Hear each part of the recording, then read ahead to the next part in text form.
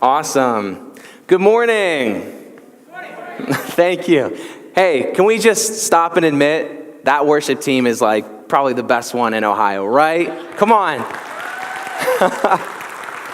Oh, just standing out there, just worshiping with you guys, just awesome. And I was thinking, I was like, man, I wonder why they sound so good this morning. And then I immediately dismissed that. Anyways, welcome. My name is Jonathan. I'm the worship pastor here. Thankful to be preaching this morning. Gives Adam a little break. And like I said, I don't have to sing, which is just nice, you know? It's taxing. And also, the other reason that I feel especially good this morning, first of all, can we just give a round of applause for Eric, who preached last weekend? Wasn't that awesome? It was. But I do feel a little bit responsible in that, you know, I feel like maybe I can bandage up some of the burn that you guys experienced last weekend, because that was fire. So awesome job, Eric.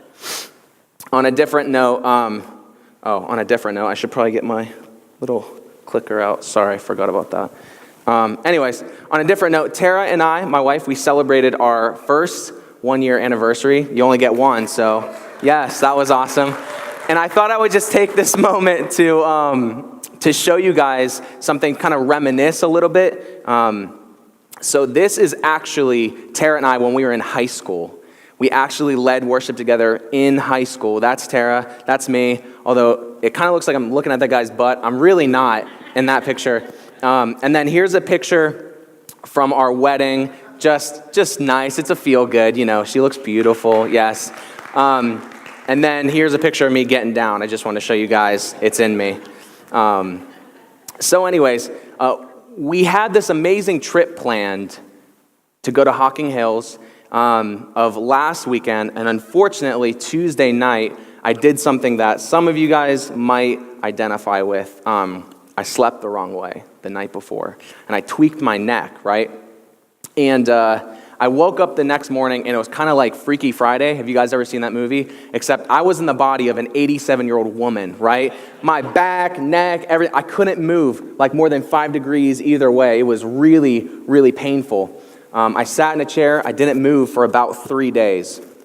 So our weekend extravaganza, unfortunately, was not off to a great start. The sad part about the whole story is that there were 2 realities that were going on. There was the reality that was my reality, which was this, you know, and then the reality that Tara probably assumed was going on, which was probably more like that, but it was not. I was really in a lot of pain. So anyways, all that to say is we are going to go in a few weekends, so Kelly and Eugene, if we can just hang on to your tent for a few more weekends, that would be awesome. But life is good. Marriage is good. We survived 1 full year, a whole year of a beautiful, carefree, joyful romance. And you know, thinking about that, really just inspired something in me to share with you guys about this morning. And so, like I said, that whole year just reminiscing, and ultimately it led me to think about my death. That's not funny. I don't know what you guys are laughing for. Give her a break. It's only been a year. Anyways. But seriously, I know it's a little bit morbid, but just do me a favor. Think about your own death for a minute. I know you came here to be encouraged. You still might be, but do me a favor. Think with me. How do you die? Maybe you get hit by a bus. Maybe that's how it ends. Maybe you're laying in a hospital bed with all of your friends and family next to you, kind of like a Hallmark moment. Or maybe you die all alone. That's something that we all have in common. I don't know if you guys realize that or not, but we are all going to die. And there's something else that we have in common that is the thing I want to talk this morning about, and that's our legacy. So everyone is going to leave some kind of legacy behind. So people are going to remember us for something, right? So the question is, what will you be remembered for? Will it be for doing something? For being someone? For doing nothing? Everyone is going to leave a legacy. Think about it. Abraham Lincoln, St. Augustine, even Adolf Hitler, they all left a legacy behind. See, I believe that one of the saddest things in life isn't dying, right? But I think it's to die without leaving a godly legacy. So how do we leave a godly legacy? See, Webster defines legacy as a gift by will, especially of money or other personal property. Some of you are like, my kids will be lucky if they get a toothbrush out of me. But I think there's a different definition that the Bible says about leaving a godly legacy. That's found in Deuteronomy 6:4. It says, "Hear, O Israel, the Lord our God, the Lord is one. You shall love the Lord your God with all your heart, with all of your soul, with all of your might. And these words that I have commanded you today shall be on your heart. You shall teach them diligently to your children. You shall talk of them when you sit in your house, when you walk by the way, when you lie down, when you rise. You shall bind them as a sign on your hand, and they shall be frontlets between your eyes. You shall write them on the doorposts of your house and on your gates." So to me, this definition is very different, right? It's powerful.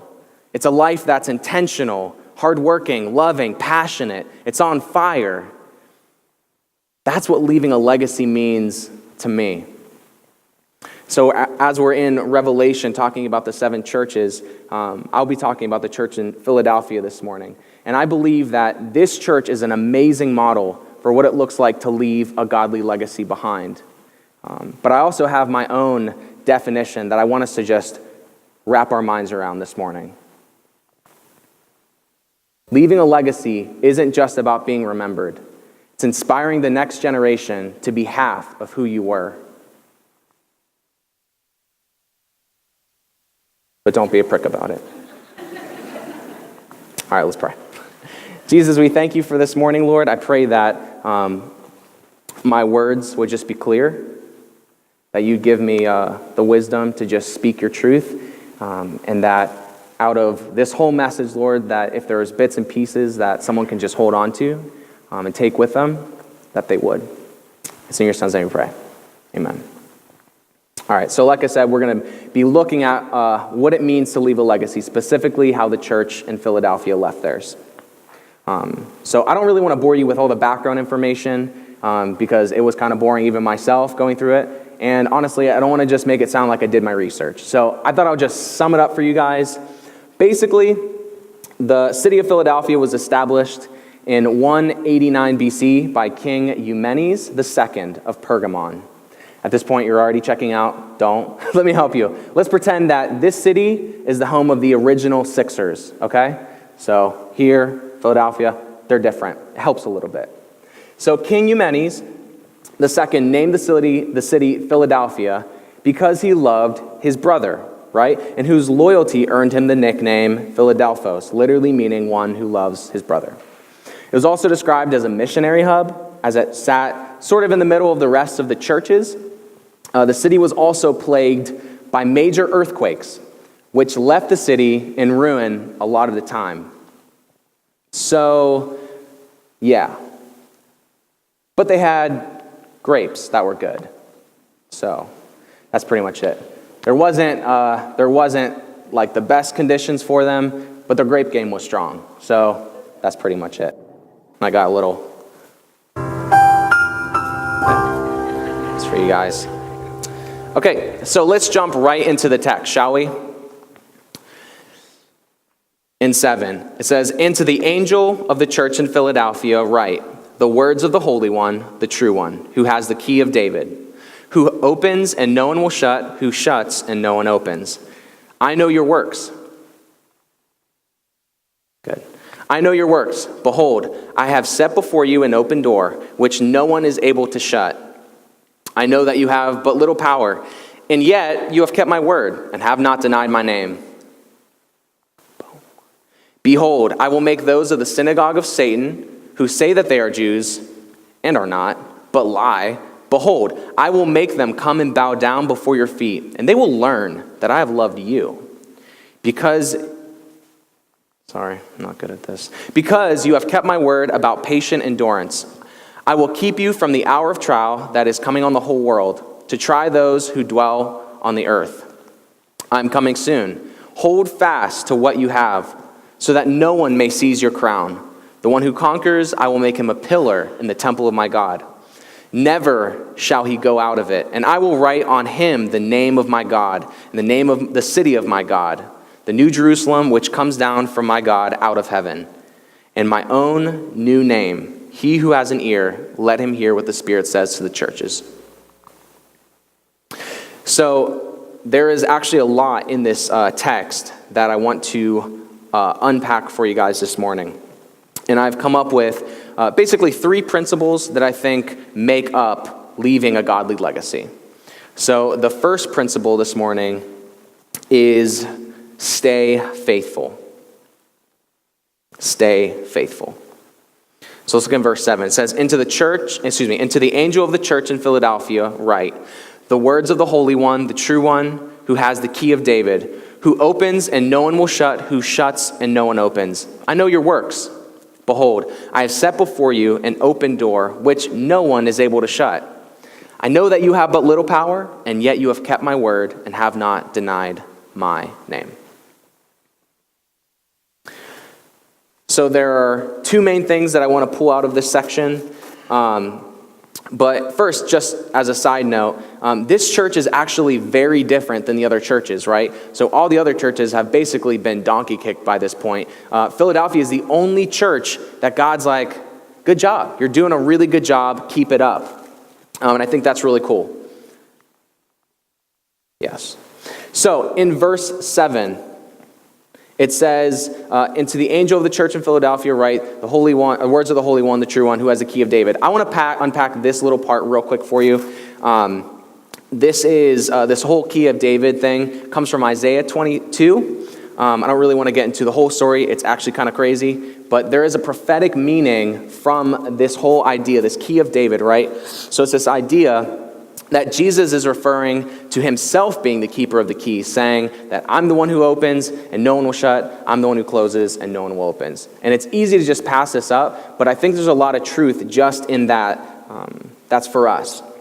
And I think it is this. When God opens up a door in your life, walk through it.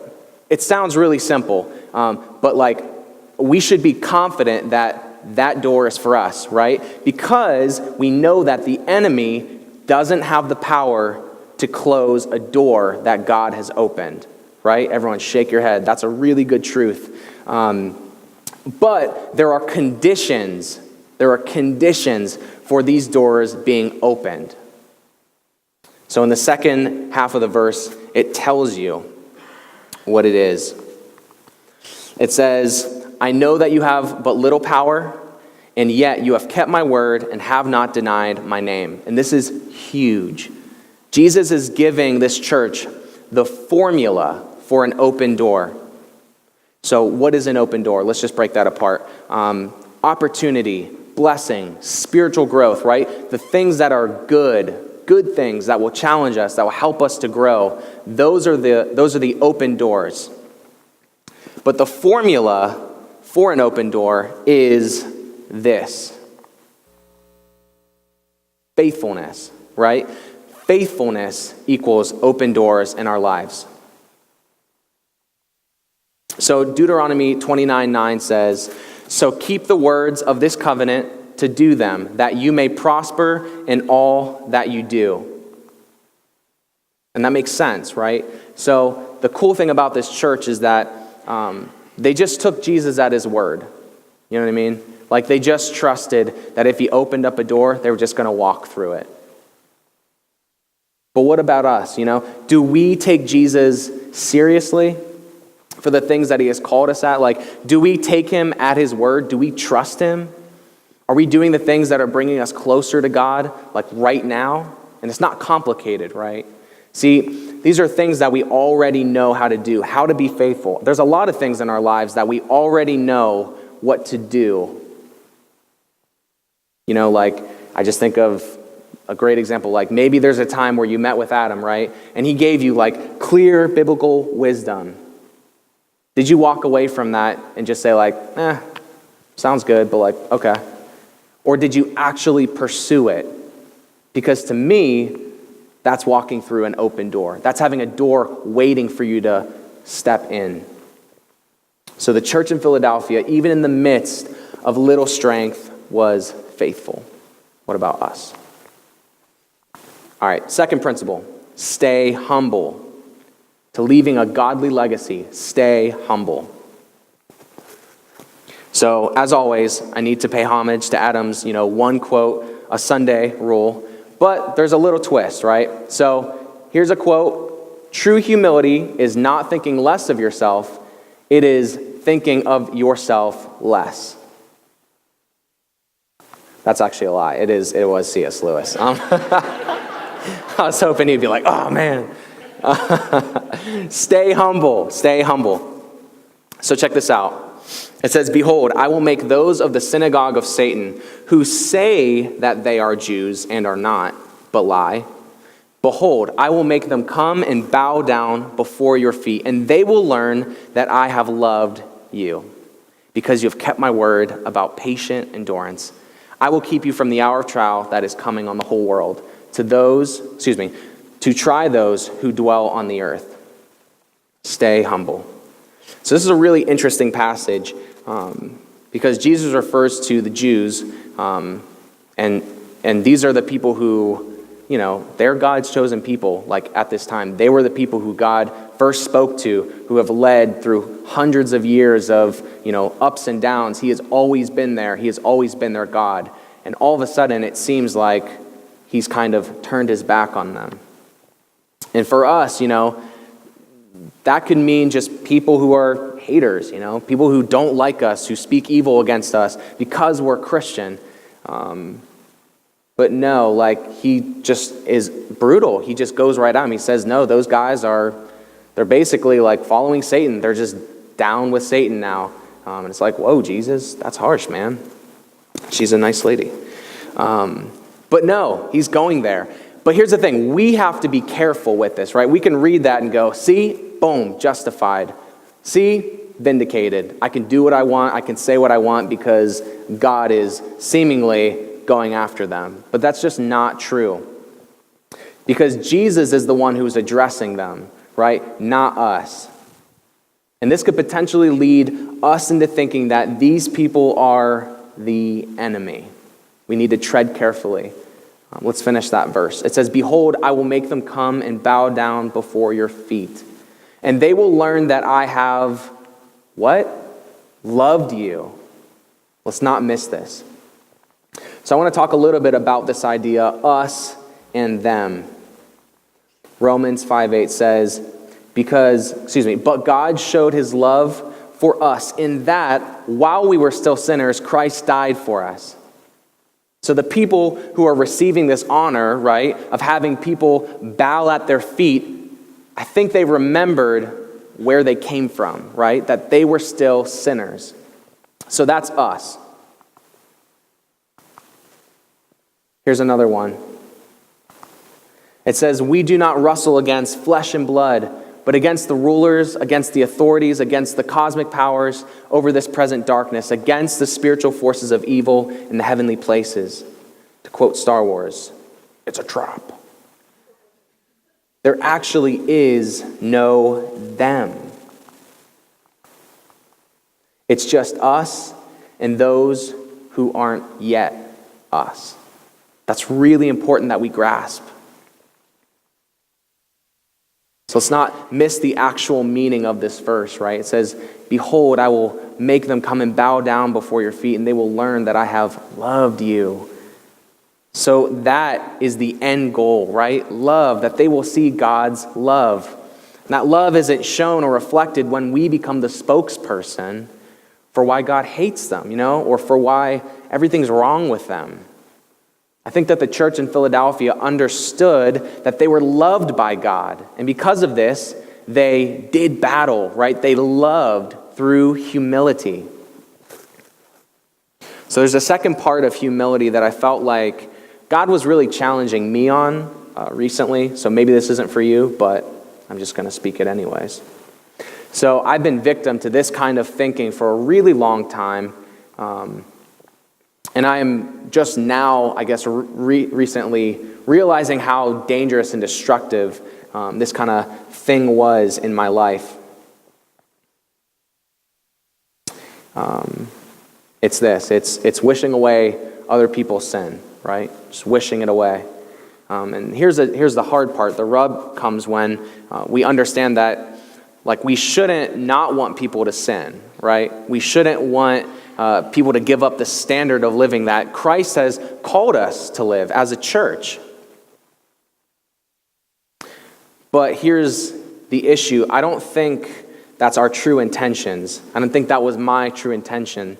I don't think it was us wanting people to stop sinning because it was about them, but I think it's really about us. We're making it about us. It angers us, disgusts us, upsets us. It's all me-centered, right? So I think that a lot of times we could actually care less about, God invading a person's heart, purging the sin from the inside out because of his awesome love for the person. Rather, we are more concerned that they just look and act the part, or they look like us or do the things that we do, but we're not concerned about the heart like God is. God is concerned about the heart always. He doesn't look at the outside. He doesn't judge a person based off of every little thing that they do, every little mistake. He's after their heart. He wants their whole life. And the only way to have that is to go for their heart. I felt like God was saying to me, stop trying to steal their sanctification. That's sacred. It's their shame, their hurt, their brokenness, their mistakes, everything. They're handing it all to God. Some days in their time and some days in his time. Either way, I felt like God was saying, let me be me, and you do your part. Encourage rather than tear down. Cheer on rather than gossip. Stop trying to steal their sanctification.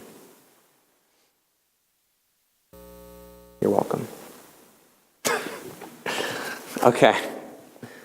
The last step in leaving a godly legacy. Stay ferocious in battle. So let's look at verse 11. It says, I am coming soon. Hold fast to what you have. See that no one may seize your crown. The one who conquers, I will make him a pillar in the temple of my God. Never shall he go out of it. And I will write on him the name of my God and the name of the city of my God, the new Jerusalem, which comes down from my God out of heaven, and my own new name. He who has an ear, let him hear what the Spirit says to the churches. And I think there's two truths in this passage that'll help us stay ferocious in battle. The first is being on mission in the mundane. Look, if we're honest, sometimes life can just be boring, right? Just not very exciting. Like even with a faith in God, sometimes it just doesn't seem to have that spark anymore.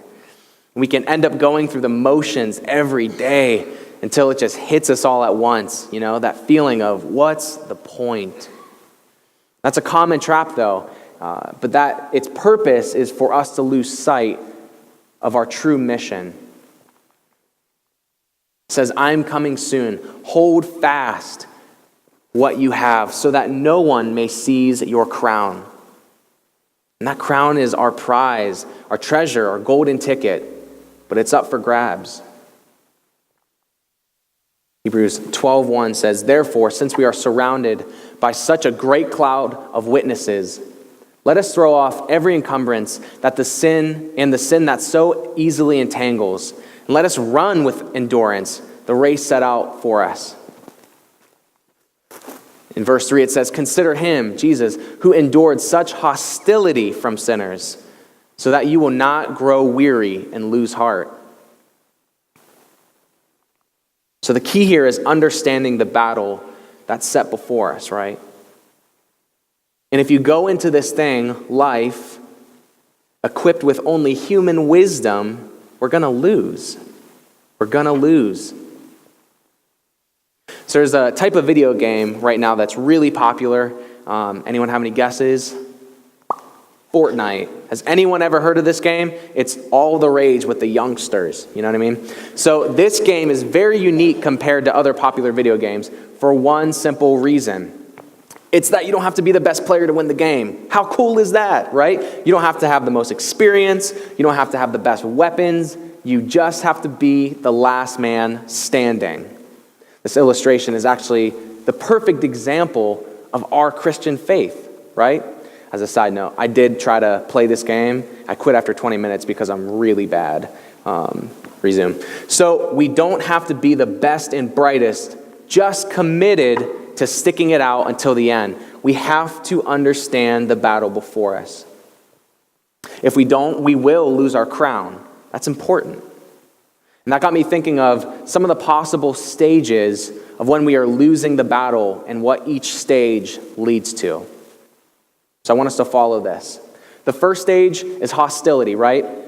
This is just normal life of getting beat down, people being angry at you, people saying hurtful things.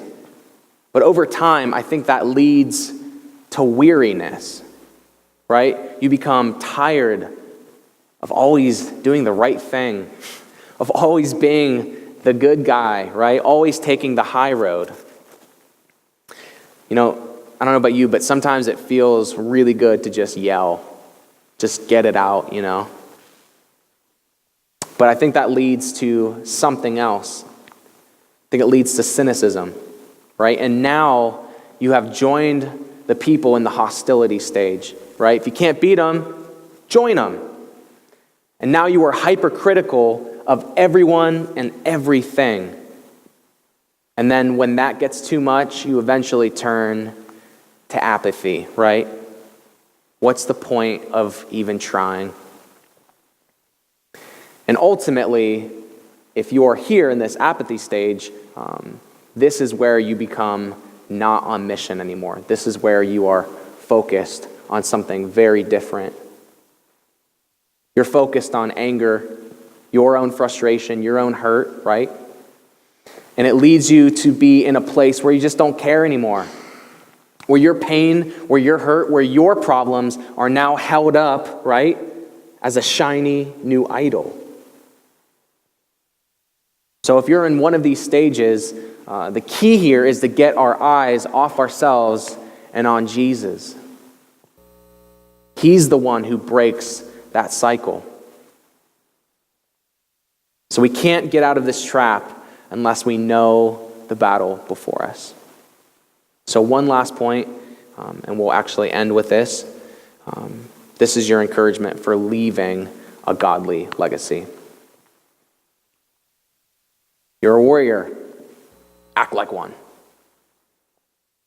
How? What does a spiritual warrior do? What are the traits of a spiritual warrior? I think the first thing is our spiritual disciplines. Oh, I don't want to do it. Stop. Just yelled at you.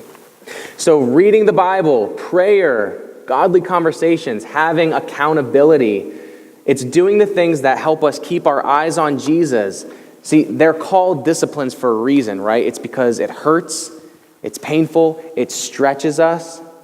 It's the things that don't come naturally to us. But if we don't do it, we have no power. We have no power. The second thing is spiritual responsibilities. If you're married, does your spouse know it? That one's for me. Sorry, babe. Are you being intentional with the time that you have as parents to raise your children to be godly? Do you look to the needs of others before your own? Maybe you have unforgiveness that's in your heart and it needs to go. Spiritual responsibilities means that we trust in God above all else, even when we don't understand why or how, but we trust in God. And that means that we take spiritual responsibility, both for ourselves and for those around us. That's our call as men and women in the church, and also as people who lead our families. So the last part of all of this, and we'll end here, like I said, is this idea of reward. So it would be really sad if we did this whole Christian journey and we didn't get anything. This is a lot of work, right? It's hard. It's hard work to do the right thing all the time and to shoot for this impossible standard. But there is a reward. There is a payoff at the end. This is what we get to look forward to. This is our well done. It's sad sometimes because I think some people actually think that God just wants them to be miserable their whole lives. Like, just gives them nothing, wants nothing to do with them. But that's just not true. When we have a relationship with Jesus, we can have access to this new reward that we once did not have. We also get a new body. I don't know if you guys knew that. So for some of us, that's just enough right there. So, yeah. But this is important. We should be reminding ourselves all the time of our reward, right? This is important. We have a responsibility to leave behind a godly legacy so that the next generation can follow us. I just want to end with this scripture. I pray it will be the jumpstart that you need for this week. It says, "He will wipe away every tear from their eyes, and death shall be no more. Neither shall there be mourning, nor crying, nor pain anymore, for the former things have passed away." Let's pray.